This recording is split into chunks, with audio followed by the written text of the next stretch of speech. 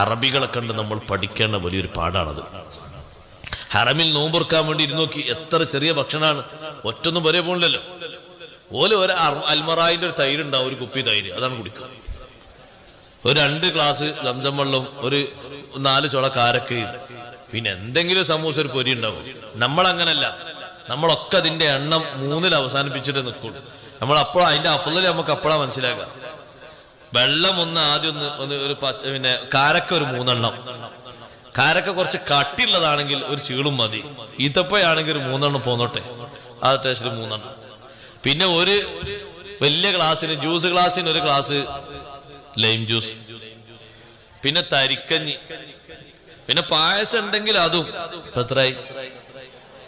പിന്നെ ഇതിന്റെ ഒക്കെ പുറമെ പിന്നെ ഈ ചപ്പാത്തി, പൊറാട്ട, പത്തിരി, നൂൽപുട്ട്, ഇപ്പൊ അതിന്റെ പുറമെ വേറെ കുറെ ബുഖാരി മുസ്ലിം പറഞ്ഞ കുറെ ചോറ് ഇറങ്ങിയിട്ടുണ്ട്, അതും കുറെ മന്തിയും, മന്ദപ്പുള്ളവും മന്ദപ്പില്ലാത്തവര് കുറെ അങ്ങനെ.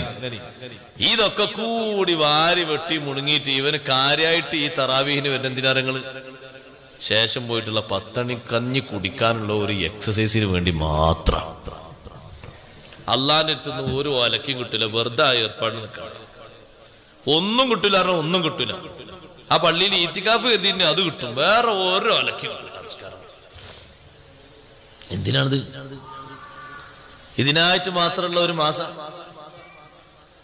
എന്നിട്ട് നമ്മൾ പറയാണ് രാവിലെയും രാത്രി 2 തലക്കലും ഇങ്ങനെ നിറച്ചിട്ട് നമ്മൾ പറയാം റമളാൻ നല്ല സുഖാട്ടോ, ഒരു ക്ഷീണമില്ല. എങ്ങനെ ക്ഷീണം ഉണ്ടാവുക?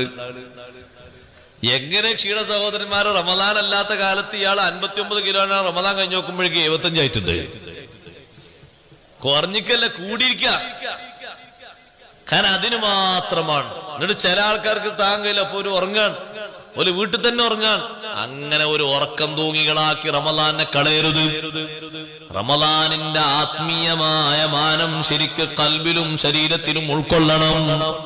അതിനു വേണ്ടിയാണ് ഞാൻ നിങ്ങളോട് ഇത് പറയുന്നത്. റമളാൻ മാസത്തിലുള്ള നിസ്കാരവുമായി ബന്ധപ്പെട്ട് നല്ല ശ്രദ്ധ വേണം. തറാവീഹ് നിസ്കാരത്തിനും വേണല്ലോ ഈമാനൻ വഹ്തിസാബൻ. പടച്ചോനെ എപ്പോഴാ